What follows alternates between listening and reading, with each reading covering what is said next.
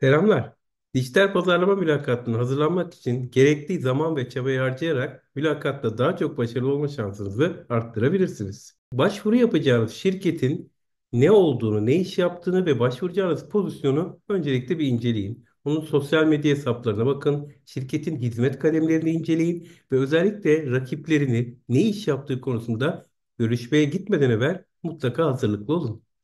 Dijital pazarlama terimlerini doğru öğrenin. Dijital pazarlama ile ilgili temel terimlere ve kavramlara hakim olduğunuzdan emin olmalısınız.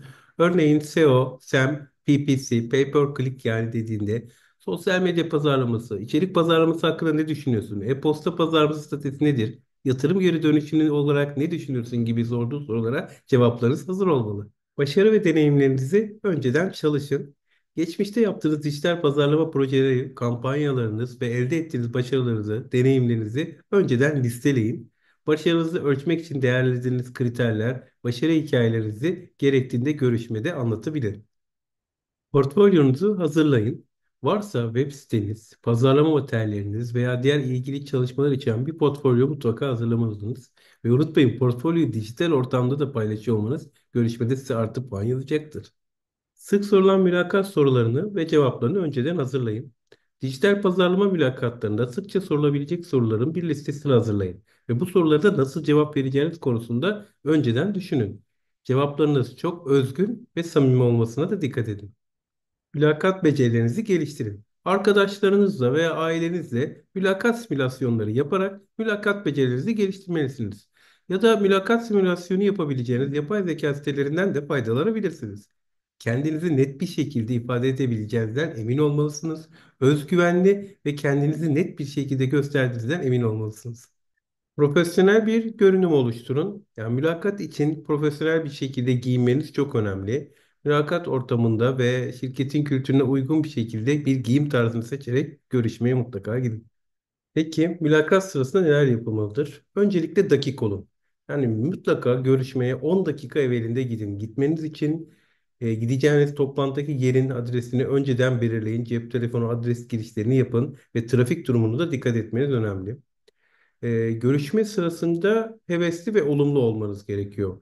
Dijital pazarlamaya olan tutkunuzu, isteğinizi, bu işi gerçekten istediğinizi, çalışmaya olan hevesinizi mutlaka görüşmede gösteriyor olmanız gerekiyor.